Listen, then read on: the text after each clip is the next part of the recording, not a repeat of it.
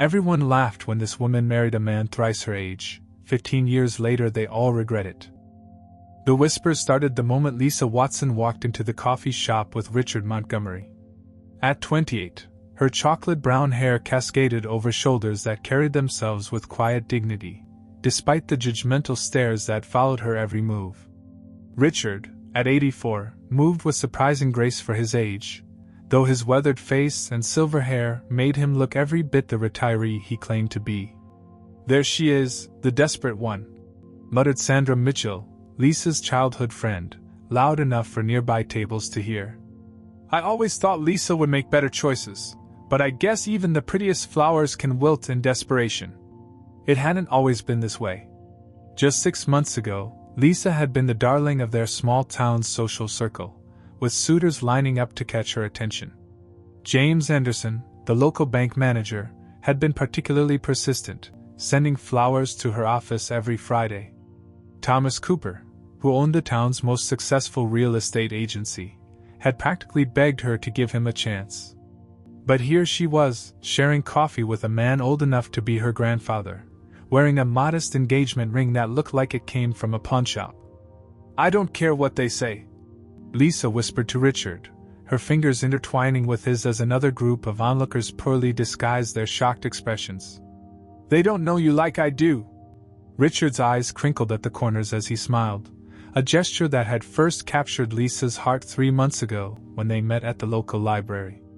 She had been struggling with a heavy stack of books when he offered to help, and instead of just carrying them, he had spent the next hour discussing every title with genuine interest and insight that left her mesmerized.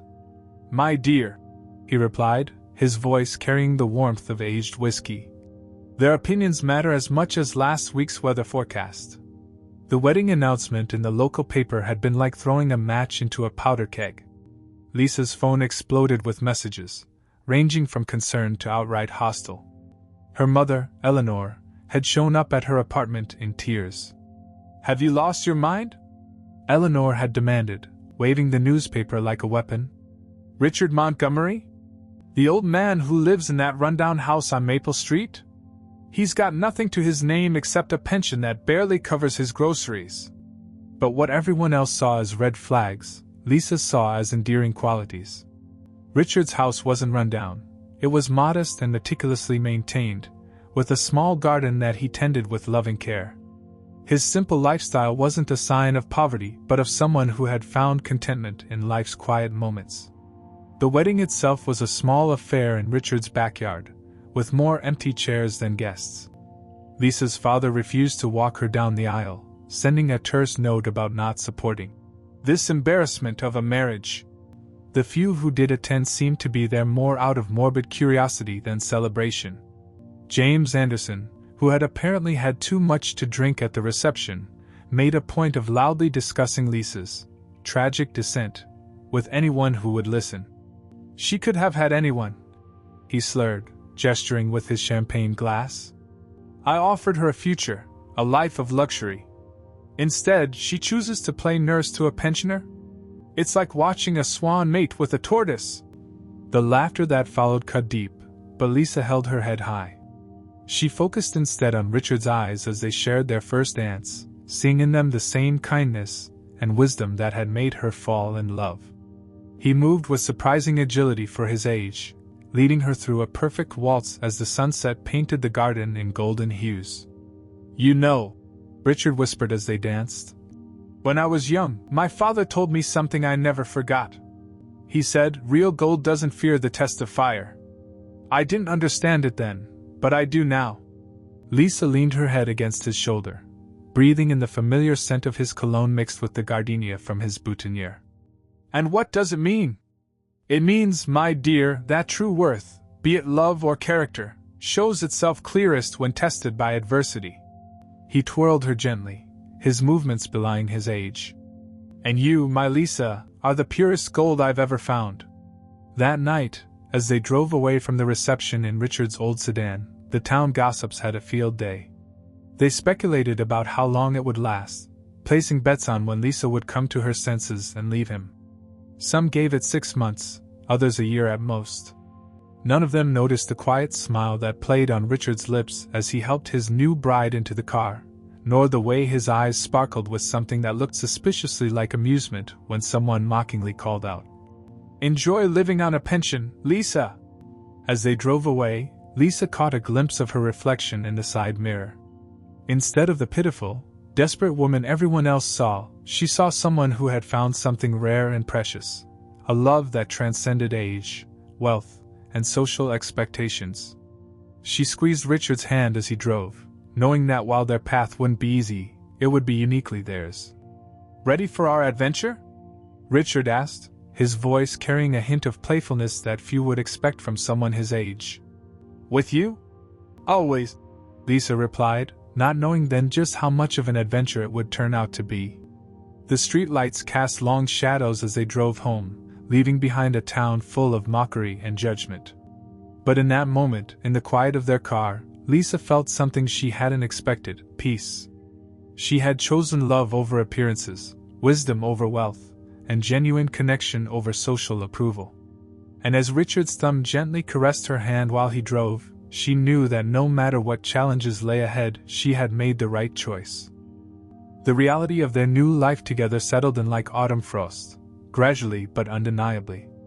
Living on Richard's pension meant adjusting to a lifestyle far more modest than Lisa had known, though she approached each challenge with quiet determination. Their small house on Maple Street, once a subject of mockery, became their sanctuary from an increasingly hostile world. Lisa's mornings began at 5 a.m., long before the sun peeked over the horizon. She would kiss Richard's forehead before quietly slipping out to her first job at the local diner, where she served breakfast to the same people who had attended her wedding with disapproving frowns. By mid-afternoon, she would rush to her second job teaching piano to reluctant children, and evenings found her working reception at a nearby hotel. "3 jobs?" her former college roommate, Michelle, had exclaimed during one of their increasingly rare phone calls. "Lisa, this is exactly what we warned you about. You're literally working yourself to the bone while your husband, what? Gardens?" Indeed, while Lisa worked tirelessly, Richard spent his days tending to their modest garden, reading worn paperbacks, and occasionally helping neighbors with small repairs. To outsiders, it painted a picture of gross inequality, a young woman sacrificing her youth while her elderly husband pursued leisurely hobbies. The annual town carnival, once Lisa's favorite event, became an exercise in endurance. As she and Richard walked past the colorful stalls, she could feel the weight of judging eyes. A group of her former friends, gathered around the cotton candy stand, didn't even try to hide their disdain. "Look at her clothes," one whispered loudly enough to be heard. "Those are the same jeans she wore last summer. I guess when you marry for love instead of money, you can't even afford new clothes." Richard squeezed her hand gently, but Lisa noticed how the corners of his mouth tightened slightly at their words. That evening, when she suggested buying a few new outfits, he simply said, "We should save our money for necessities, dear. Appearances matter little." The isolation grew deeper as months turned into years. Birthday party invitations stopped arriving. Holiday gatherings became awkward affairs where Lisa and Richard were either uninvited or seated at the far end of the table, away from the normal couples. Even Lisa's parents, who had eventually accepted the marriage on paper, treated them with a sort of resigned pity that stung worse than outright rejection. During one particularly memorable Thanksgiving dinner at her parents' house, Lisa's mother Eleanor couldn't resist making a show of their situation. "Lisa, honey," she announced loudly while serving dessert, "I've set aside some of your father's old clothes. I thought Richard might appreciate them since, well..." She let the implication of their financial situation hang in the air like stale smoke. Richard, dignified as ever, simply smiled and thanked her, though Lisa noticed how his hand trembled slightly as he sipped his water. Later that night, she found him in their garden, staring at the stars with an unreadable expression. "I'm sorry," she whispered, wrapping her arms around him from behind. "You deserve better than their condescension." "My dear," he replied, his voice carrying a strange mix of sadness and something else, something almost like satisfaction. "Never apologize for others' shortcomings. The third Christmas of their marriage marked a particularly low point. Lisa had been passed over for a promotion at the hotel, explicitly because, as her manager put it, "We need someone whose home life won't interfere with their dedication to the job." The implication that caring for an elderly husband made her unreliable hung between them like an accusation. That same week, they attended the annual town Christmas party, where Lisa overheard Thomas Cooper, her former suitor, holding court near the punch bowl. "It's tragic, really," he declared to his rapt audience. "She could have had anything, anyone. Now look at her, playing nurse to a man who can barely afford to keep the lights on. I offered her a mansion on Hill Street, and she chose a cottage with a leaky roof." The laughter that followed burned worse than the spiked punch. Lisa felt her cheeks flush with humiliation, but before she could retreat, Richard appeared at her side. Despite his age, he stood tall, his presence somehow filling the space between her and their critics. "My dear," he said, loud enough for Thomas to hear, "would you care to dance?" Without waiting for an answer, he led her to the dance floor, where he moved with the same grace he had shown at their wedding.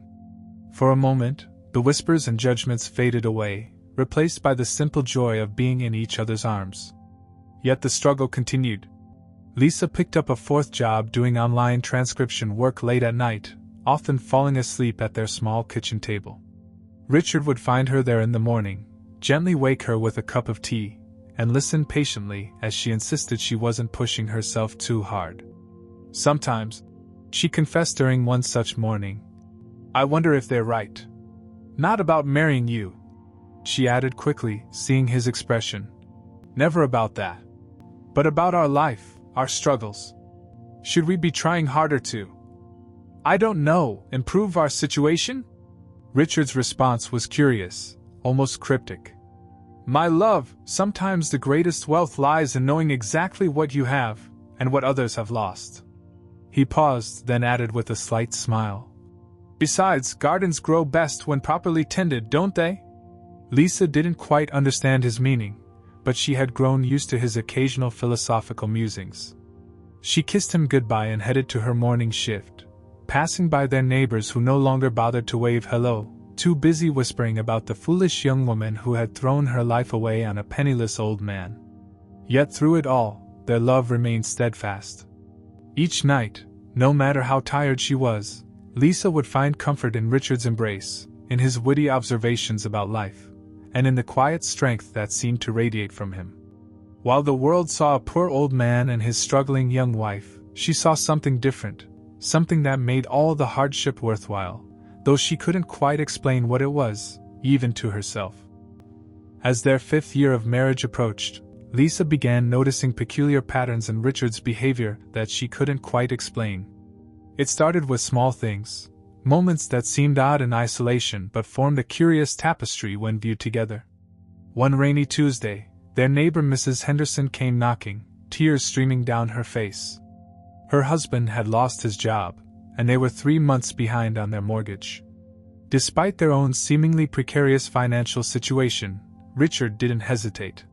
He disappeared into his study and returned with an envelope containing enough cash to cover their neighbor's immediate needs. "Richard," Lisa whispered after Mrs. Henderson left, "how did you? We can barely afford our own expenses." He simply smiled, that familiar enigmatic expression crossing his face.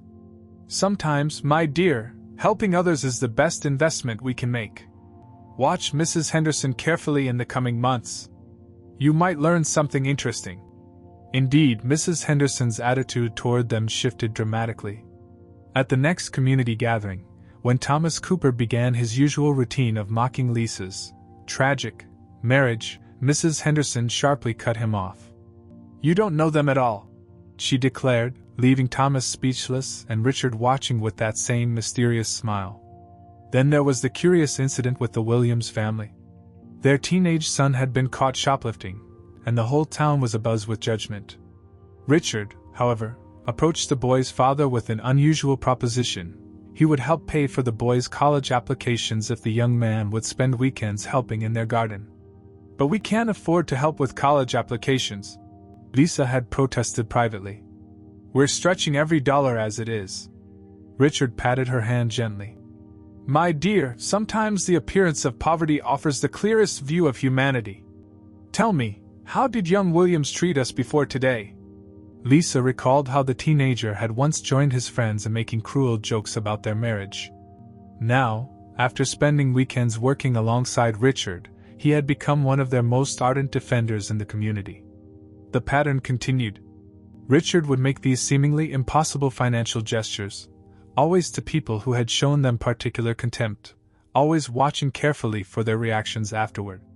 He kept detailed notes in a leather-bound journal, which he wrote in late at night when he thought Lisa was asleep.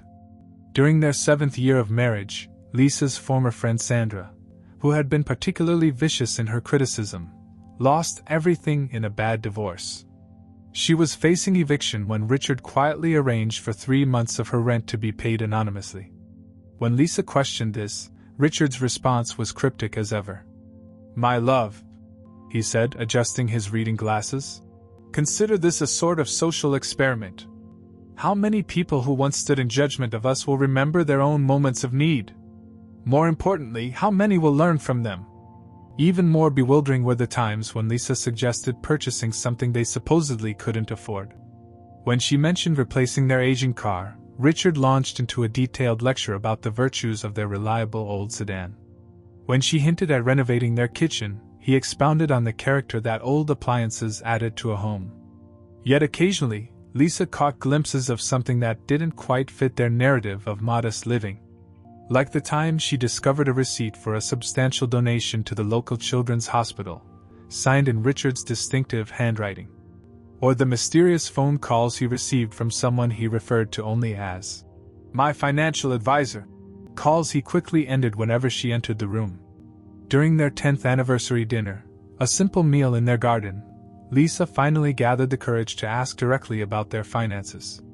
Richard, sometimes I notice things that don't quite add up. Are you worried about our future? Richard set down his fork, his eyes twinkling with an almost mischievous light. My dearest Lisa, worry is a poor investment of imagination. I prefer to invest in people, in watching, waiting, and learning who truly deserve such investment.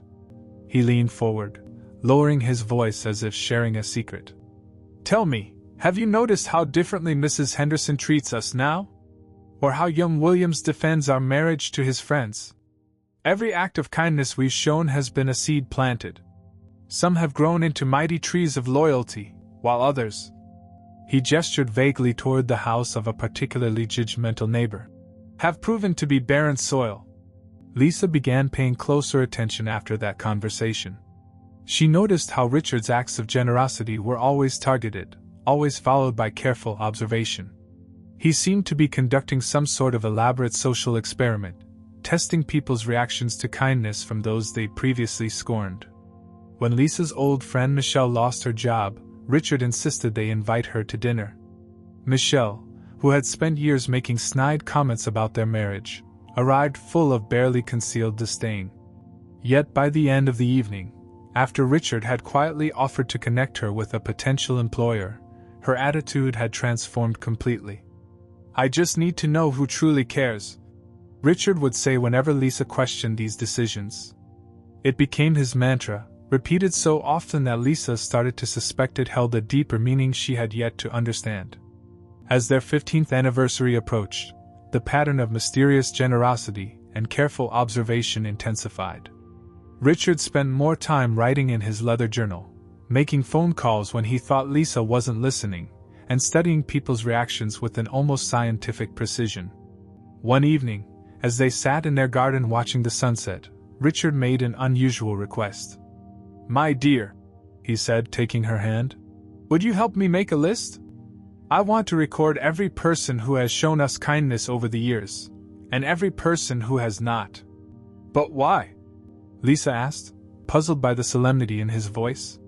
Richard's eyes twinkled with that familiar mixture of wisdom and mischief. Let's just say, I believe in keeping accurate records. Sometimes the most important tests are the ones people don't know they're taking. Lisa couldn't have known then that this simple request was the prelude to something extraordinary, that all of Richard's mysterious behaviors, his careful observations, and his strategic acts of kindness were about to culminate in a revelation that would shake their entire community to its core. Their 15th wedding anniversary began like any other day, with Lisa rushing to her morning shift at the diner. However, when she returned home that afternoon, she found an elegant envelope propped against her teacup on the kitchen table. Inside was a first-class ticket to Paris, dated for the following week. "Richard?" she called out, her hands trembling as she held the ticket. "There must be some mistake." Richard appeared in the doorway, but something was different. Gone were his usual worn sweater and gardening clothes. Instead, he wore an impeccably tailored suit that looked worth more than their car. His silver hair was freshly trimmed, and his posture seemed somehow more commanding. "No mistake, my love," he said, his voice carrying a new note of authority. "It's time." "Time for what?" Lisa asked, her mind struggling to process the transformation before her. "Richard, we can't afford Paris. The diner, my students, the hotel." He gently placed a finger on her lips. "You don't need to worry about those jobs anymore. In fact," he smiled, "you never really needed them at all." The Paris trip was nothing short of magical: 5-star hotels, private tours, designer shopping sprees. Throughout it all, Richard seemed different, more confident, as if he'd shed a carefully maintained disguise. He handled their expenses with a platinum card Lisa had never seen before, tipped generously, and seemed completely at ease in the world of luxury. Upon their return, Richard had another surprise waiting. He had arranged a formal dinner at Le Chateau, the most expensive restaurant in town, a place Lisa had only dreamed of entering. The guest list, he explained, was very specific: every person who had ever voiced an opinion about their marriage, for better or worse. The evening of the dinner arrived, and Lisa watched in amazement as the town's social elite filed in, all curious about the mysterious invitation from Richard Montgomery. She recognized every face: the mockers, the critics, the few supporters. Her parents sat near the front, her mother Eleanor fidgeting nervously with her napkin. Thomas Cooper and James Anderson took their seats with their usual air of superiority, though their expressions showed confusion at the opulent surroundings. When everyone was seated, Richard stood at the head of the table. Gone completely was the humble retiree they'd all known. In his place stood a man who commanded attention, dressed in a suit that probably cost more than their house. "Ladies and gentlemen," he began, his voice carrying easily across the hushed room. 15 years ago, you all attended a wedding. Most of you came to mock, to judge, to place bets on how quickly my marriage to Lisa would fail. Tonight, I'm here to share a story, my story." The room fell silent as Richard continued. "My name is Richard Montgomery Rothschild III. My family's fortune, accumulated over generations in international banking and real estate, is estimated at just over $4 billion. A collective gasp filled the room. Lisa felt her knees weaken, grateful she was already sitting down. 15 years ago, I made a decision. After 2 failed marriages to women who only wanted my money, I decided to conduct an experiment. I moved to this small town, lived modestly, and presented myself as a retired pensioner. I wanted to find someone who would love me for who I am, not what I own." His eyes found Lisa's, filled with tears of love and pride. "And I found her. But the experiment didn't end there. You see, I've spent these 15 years watching, testing, learning who among you possess true kindness and character, and who are simply fair-weather friends." Richard opened his leather journal, the same one Lisa had seen him writing in countless times. "Mrs. Henderson, when you needed help with your mortgage, you received it. After that, you defended us against cruel remarks. You passed the test." He continued down his list, revealing every instance of secret help he'd provided, every act of kindness he'd observed, and every cruel word he'd recorded. The faces around the table shifted from shock to shame to hopeful anticipation. "Mr. Cooper," Richard's voice turned sharp, "you once boasted about the mansion you could have given Lisa. Tell me, in 15 years, did you ever once show her basic human kindness? Or were you too busy mocking our poverty?" Thomas Cooper seemed to shrink in his chair, his face ashen. "James Anderson," Richard continued, You made a scene at our wedding, calling Lisa foolish. Should we discuss the many times you've spread rumors about our marriage since then? One by one, Richard addressed each guest, laying bare their actions, both kind and cruel, over the years. His perfect memory and detailed records left no room for denial. You see, he concluded, this fortune comes with responsibility. I needed to know who deserves to be trusted with it. Lisa proved herself from day one, loving me despite believing I had nothing to offer but myself. Others of you, he glanced around the room, have proven yourselves either worthy or wanting through your actions. He turned to Lisa, who sat in stunned silence. My love, I apologize for the deception. But I needed to know, and more importantly, you needed to see everyone's true nature. The struggle was real, but the poverty was not. Everything we own, everything I have, is yours, it always has been. Taking her hand, he pressed a small golden key into it. This opens our new home, the estate on Highland Hill. I bought it 10 years ago, waiting for this moment. You've more than earned it with your love, loyalty, and character. The room erupted in chaos. Some guests wept, others attempted to apologize, and a few simply sat in shocked silence. Lisa's mother Eleanor had fainted, while her father stared open-mouthed at his son-in-law. Through it all, Lisa could only look at Richard, seeing him truly for the first time, not as the poor retiree everyone had mocked, but as the brilliant, calculating man who had orchestrated the most elaborate test of character their town had ever seen. Ready to start our real life together? He asked softly, his eyes twinkling with the same warmth she'd fallen in love with 15 years ago.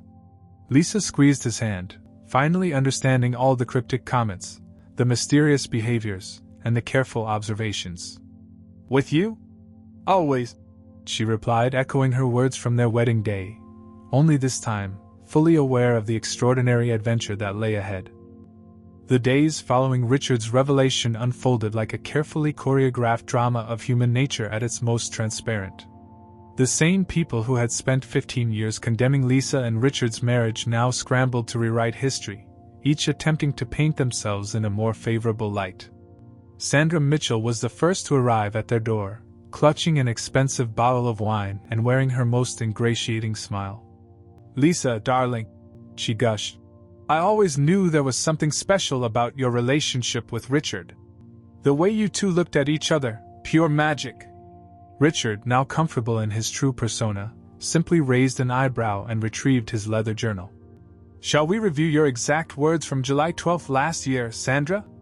I believe you told the ladies at your book club that Lisa was, and I quote, a pathetic gold digger who couldn't even dig in the right dirt. Sandra's smile crumbled as quickly as her social standing. The local newspaper, which had once buried their wedding announcement in the classifieds, now clamored for an exclusive interview. The editor, who had personally rejected Lisa's application for a part-time writing position years ago, sent daily bouquets of flowers to their home. James Anderson attempted damage control through grand gestures, sending an elaborate gift basket to their new estate with a card that read, to the most inspiring couple in town. I always believed in your love story. Richard responded by publicly donating the basket to the local homeless shelter, along with a note acknowledging it as a gift from those who speak with forked tongues. Thomas Cooper's attempt at redemption was perhaps the most brazen. He arrived at their estate in his luxury car, armed with a business proposal. Richard, my friend, he began, as if they had been confidants all along.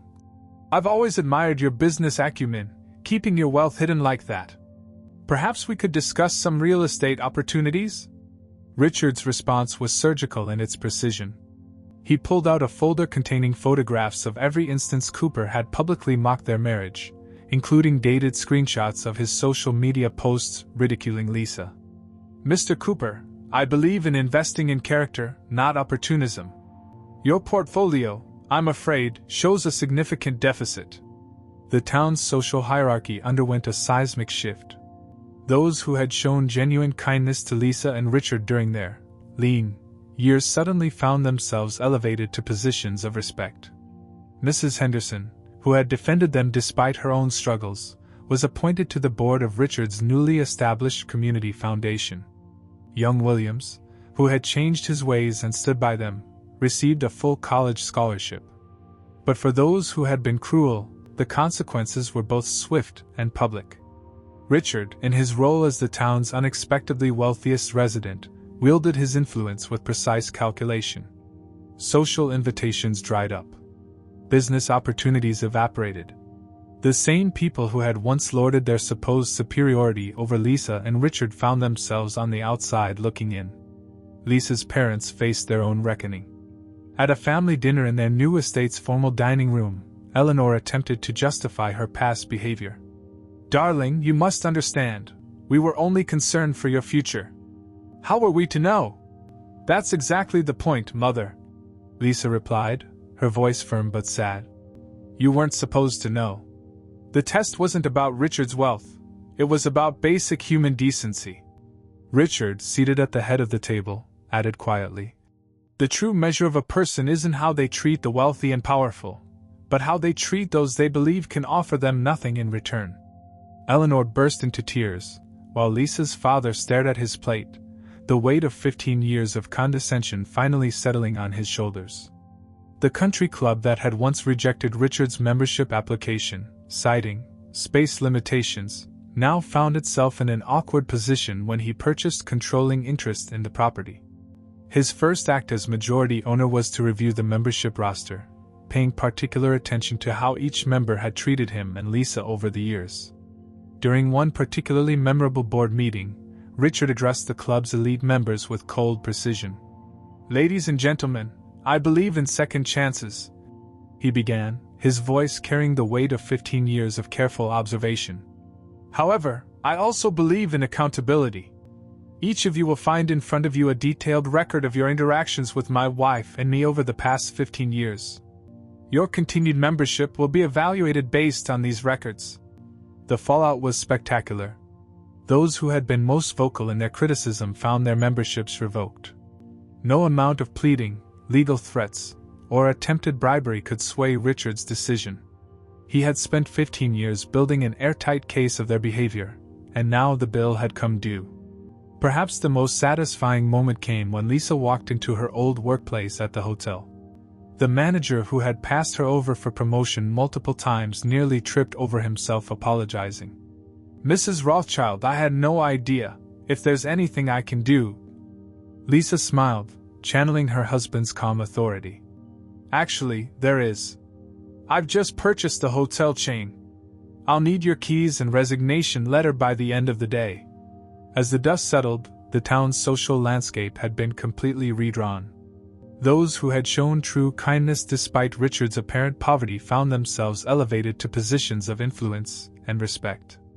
Meanwhile, the former social elite who had based their treatment of others on perceived wealth and status found themselves experiencing the same kind of isolation and judgment they had once so freely dispensed. Richard watched it all unfold with the satisfaction of a chess master seeing his strategy come to fruition. "You see, my love," he told Lisa one evening as they watched the sunset from their estate's terrace, "sometimes the greatest punishment is simply holding up a mirror to people's true nature." Lisa, thinking of all the tearful apologies and desperate attempts at reconciliation they'd received, couldn't help but agree.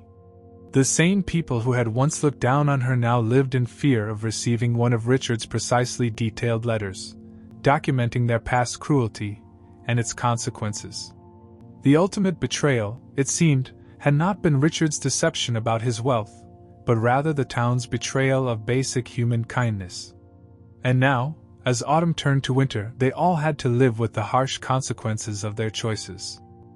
The Highland Hill estate bloomed with new life as spring arrived, much like Lisa and Richard's transformed existence. The sprawling mansion, with its marble floors and crystal chandeliers, was a far cry from their modest house on Maple Street. Yet Lisa had insisted on bringing Richard's beloved garden furniture, placing it in a special corner of their vast estate's grounds. "Some things," she'd said, arranging his old reading chair just so, "are worth more than their monetary value." Richard's eyes had misted over at this gesture, knowing he'd chosen his life partner well. While the world saw their story as a billionaire's elaborate ruse, they knew it was really about something far more precious. a love that had withstood the ultimate test of character. Life at Highland Hill settled into a new rhythm. Instead of rushing to multiple jobs, Lisa now channeled her energy into establishing the Lisa Montgomery Foundation for Women in Need. The organization specifically focused on supporting women who, like her, face social stigma and judgment for their life choices. "We don't just offer financial support," Lisa explained to a reporter from Forbes magazine, which had featured their story on its cover. "We provide something more valuable, the freedom to love and live authentically, without fear of society's judgment." The foundation's first initiative was to purchase the diner where Lisa had once worked, transforming it into a training center for women seeking to rebuild their lives. Sandra Mitchell had attempted to join the foundation's board, sending a lengthy email about her extensive experience in charity work. Lisa's response was both elegant and cutting. "Dear Sandra, thank you for your interest. However, we prefer board members who understand kindness isn't something you put on like a designer dress when it suits you." Their new social circle formed organically, composed of people who had shown them genuine kindness during their years of perceived poverty. Mrs. Henderson became the foundation's executive director, her innate compassion making her perfect for the role. Young Williams, now graduating from college, accepted a position managing their charitable trusts. The annual Highland Hill Garden Party became the town's most coveted invitation, not for its luxury, though that was certainly abundant, but because everyone knew Richard and Lisa's guest list was based on their famous kindness index. "Think of it as a social credit score," Richard explained to a bewildered new resident. "But instead of measuring wealth or status, it measures basic human decency." The party itself became a masterclass in elegant revenge. Those who had once mocked them could only watch from afar as their former social circle enjoyed the finest champagne and gourmet delicacies in the estate's magnificent gardens. Thomas Cooper attempted to crash one such party, claiming his invitation must have been lost in the mail. Richard's response became the stuff of local legend. "Mr. Cooper, nothing was lost except, perhaps, 15 years of opportunities to be a decent human being." Lisa's parents were eventually granted a form of cautious reconciliation, but on very different terms. They were welcome at family gatherings, but Eleanor's attempts to name-drop her billionaire son-in-law in social circles were met with swift corrections from Richard's legal team. "Money doesn't make the man, Mother," Lisa reminded her during one Sunday dinner. "You of all people should understand that now." The couple's philanthropy extended beyond their foundation. They established scholarships, funded community projects, and quietly helped those in genuine need. However, each act of generosity came with Richard's trademark careful observation of character. "My dear," he told Lisa one evening as they walked through their garden, "do you know what the sweetest part of all this is? That we proved them all wrong?" Lisa guessed. "No," he smiled, stopping to admire a blooming rose. "It's that we gave everyone exactly what they deserved, whether they liked it or not." Their love story became something of a modern fairy tale, though not the kind with simple happy endings. Instead, it was a story about justice served with precision, about karma delivered with compound interest, and about love that saw beyond surface appearances. The same people who had once pitted Lisa now watched in barely concealed envy as she hosted charity galas, directed foundation initiatives, and lived a life beyond their wildest imaginations. But unlike them, she never based her treatment of others on their wealth or status. "The true test of character," she often said at foundation events, "is how you treat people who can do nothing for you in return." Richard's garden at their new estate grew to include a special section dedicated to their years of testing. Each plant was labeled with the name of someone who had shown them kindness during their modest years, creating a living testament to the power of genuine humanity. As their 20th anniversary approached, Lisa found Richard in his study one evening, updating his famous leather journal. "Still keeping records?" she asked, wrapping her arms around him from behind. "Always," he smiled. "But now I'm writing a different story, about how a young woman's pure heart helped a cynical old man believe in love again." Lisa kissed his cheek, understanding that their journey had transformed not just their lives, but their entire community's understanding of wealth, worth, and genuine character. You know, Richard mused, closing his journal. Some people still don't understand that our wealth was never about the money. No? Lisa raised an eyebrow. No, my love. The real wealth was in discovering who people truly are, and in finding someone who loved me even when she thought I had nothing. As the sun set over Highland Hill, casting long shadows across their elaborate garden, Lisa and Richard sat in his old reading chair, now placed in the finest spot of their vast estate. They had everything money could buy, but their greatest treasure remained what they'd had from the start, a love that had proven itself pure gold in the hottest fires of public scrutiny. And that, as Richard would say with a knowing smile, was the sweetest revenge of all.